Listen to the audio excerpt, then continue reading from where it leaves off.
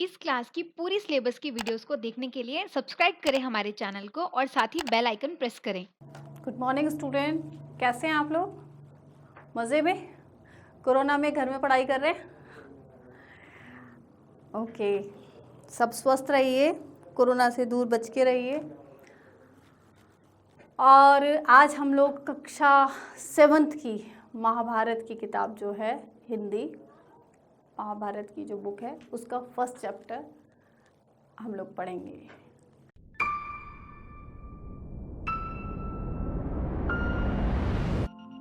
तो सारे के सारे जल्दी से अपनी अपनी बुक्स लेकर, ये बुक है लेसन नंबर 1, ये आप लेकर आ जाइए। ओके स्टूडेंट, जल्दी से आ जाइए सभी लोग।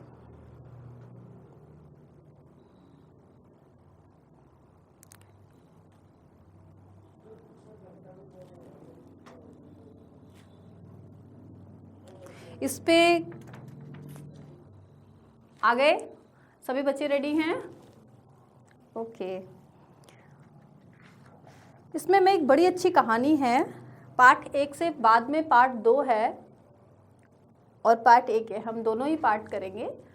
लेकिन मैं एक से पहले आपको बड़ी अच्छी एक छोटी सी एक स्टोरी सुनाना चाहती हूँ। आप चाहें तो बुक खोल कर देख भी सकते हैं। Page number 3, Devvrat.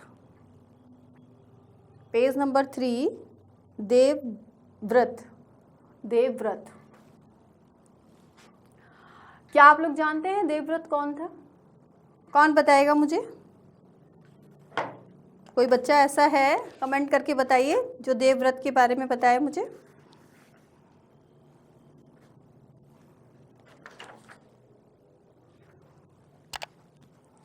देवव्रत कौन था बताइए?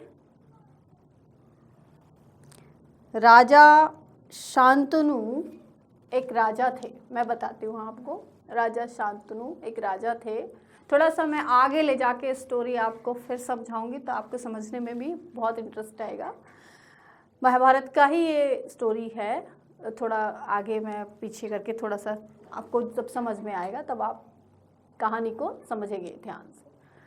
तो राजा शांतनु थे जी, जो कई बार गंगा नदी के किनारे जाया करते थे। आपने महाभारत, रामायण, बहुत सारी कहानियाँ सुनी है। रामायण की चौपाइयाँ भी सुनी होंगी, महाभारत में भी कौरव पांडव, इसी तरह से रामायण में राम लक्ष्मण की छोटी छोटी स्टोरी ऐसे सुनी है ना। पापा सुनाते हैं, मम्मी सुनाती है, दादी सुनाती है घर में, तो वही उसी का एक छोटा सा पार्ट है जो हम लोग यहाँ पढ़ेंगे। चलिए मैं आपको एक छोटी सी मज़ेदार स्टोरी सुनाती हूँ। राजा शांतनु थे, वो कई बार नदी किनारे, गंगा नदी किनारे जाया करते थे। तो वहाँ उन्होंने, बहुत समय पुरानी बात है ये, वहाँ उन्होंने गंगा नदी के पास गंगा को, माँ गंगा को नदी के पास देखा और उनकी सौंदर्य, वो इतनी सुंदर थी कि वो उनको देखकर बहुत मुग्ध हो गए, उन्हें बहुत अच्छी लगी।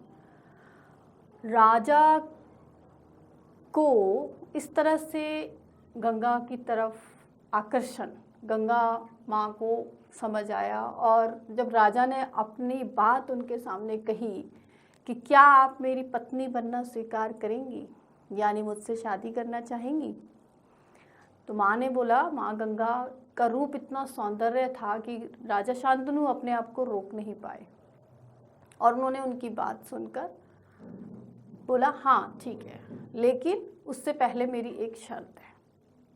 राजा इतना मुग्ध हो गए कि उन्होंने बोला ठीक है, तुम्हारी जो भी शर्त है वो मुझे मंजूर है। ये बात सुनकर बहुत खुश हुई राजा कि इन्होंने मुझे बोल दिया।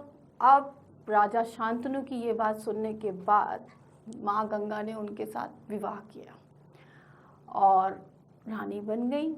अब राजा शांतनु और माँ गंगा के कुछ समय के पश्चात पुत्र संतान प्राप्ति हुई। माँ गंगा अपने हर पुत्र को ले जाकर जन्म के कुछ दिनों के बाद नदी में उसका विसर्जन कर देती थी। ऐसा एक बार हुआ, 2 बार हुआ, 3 बार हुआ। राजा को बहुत दुख होता था, कैसी माँ है, अपने पुत्रों को ले जाकर नदी में विसर्जित कर देती है। लेकिन क्योंकि राजा तो गंगा माँ को वचन दे चुके थे कि वो उनकी हर शर्त को मानेंगे, इसलिए वो चाहते हुए भी कुछ नहीं कहते थे। धीरे धीरे ऐसा 1 बार, 2 बार, 3 बार हुआ, 4 बार हुआ। अब की बार एक पुत्र राजा का जैसे ही रानी लेकर जन्म के 2-3 दिन के बाद लेकर चल पड़ी नदी में डालने के लिए, विसर्जन के लिए, कि मैं बहा देती थी वहाँ।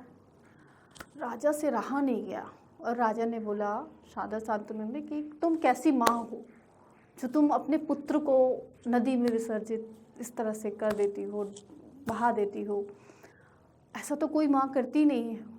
रानी ने कहा, थोड़े रानी को आश्चर्य हुआ और वो प्रसन्न भी हुई, और फिर उन्होंने राजा शांतनु से कहा कि आपने मुझसे ये शर्त रखी थी कि जैसा मैं चाहूँगी वैसा आप कहेंगे, लेकिन आज आप मुझसे ये बात कह रहे हैं, क्या आपको अपनी शर्त याद नहीं है? राजा ने बोला, नहीं मुझे याद है, लेकिन ये ठीक नहीं है। रानी ने कहा, ठीक है, इस पुत्र को मैं कुछ समय के बाद आपको वापस कर दूंगी और उसके बाद मैं यहाँ से चली जाऊँगी। मैं अभी चली जाऊँगी, लेकिन इस पुत्र को मैं कुछ समय के पश्चात आपको सौंप दूँगी। ये सुनकर राजा को बहुत दुख हुआ और रानी वहाँ से, माँ गंगा वहाँ से चली गई। थोड़े समय के बाद एक बार राजा को बहुत दुख हुआ। राजा का मन भोग विलास की चीज़ों से हटकर राजा ने अपना मन कामों में लगा लिया। लेकिन राजा बहुत दुखी होते थे। राजा शांतनु को बहुत दुख होता था कि उनकी पत्नी उन्हें छोड़कर चली गई। कुछ समय के बाद क्या हुआ, एक दिन अचानक से राजा शांतनु फिर वहीं नदी के पास आके खड़े हो गए। गंगा नदी के किनारे लहरें गंगा में बहुत तेज़ी से बह रही थी और वहाँ एक बालक तीर लेकर और गंगा नदी में जोर से तीर धनुष बाण चला रहा था। राजा ने आकर देखा तो उसी समय राजा को देखकर माँ गंगा प्रकट हुई और उन्होंने कहा कि राजा शांतनु, आपने शायद पहचाना नहीं, ये आपका पुत्र, 8वां पुत्र है और ये धनुष बाण में बहुत निपुण है। इसको मात कोई नहीं दे सकता है और ये बुद्धिमान भी बहुत होगा। लो, मैं आपको आपका पुत्र सौंपती हूँ। और ये कहकर उन्होंने वो पुत्र राजा शांतनु को सौंपकर माँ गंगा फिर से नदी में हमेशा के लिए चली गई। तो ये जो राजा का 8वां पुत्र था, माँ गंगा और राजा शांतनु का जो 8वां पुत्र था, इन्हीं का नाम राजा देवव्रत था। तो इनका महाभारत में बहुत बड़ा रोल है। धृतराष्ट्र के बारे में तो सभी जानते हैं, माँ गंगा के पुत्र, और ये देवव्रत को माँ गंगा का 8वां पुत्र। तो कैसी लगी आपको सबको ये कहानी, कैसी लगी देवव्रत की? तो ये माँ गंगा के 8वें, राजा शांतनु और माँ गंगा की 8वीं संतान देवव्रत थी, जिसके बारे में मैंने आपको बताया। अब इस कहानी में हमने जो भी छोटी सी एक कहानी पढ़ी है, इस कहानी के कुछ प्रश्न उत्तर मैं आपको बताना चाहती हूँ। पाठ 2 देवव्रत, हिंदी की कक्षा 7 की यही पाठ 2 जो चैप्टर है हमारा, उसी के प्रश्न हैं जो कि मैं आपको ब्लैक बोर्ड पे लिख रही हूँ। 2 प्रश्न दूंगी मैं इसमें से।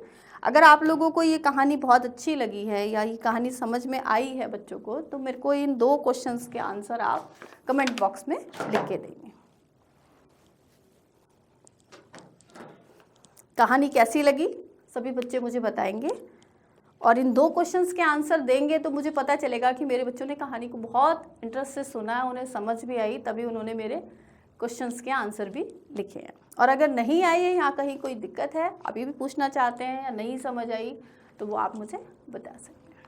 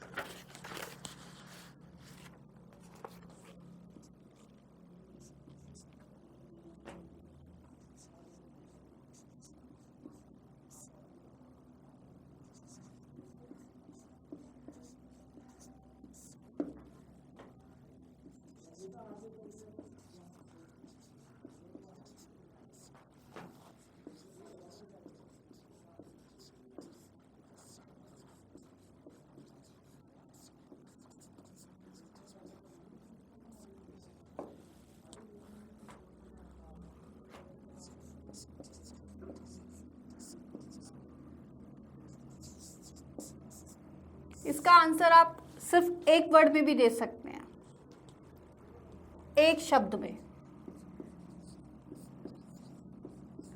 अगर आप पूरा थोड़ा बड़ा देना चाहें तो वो भी आपकी मर्जी है।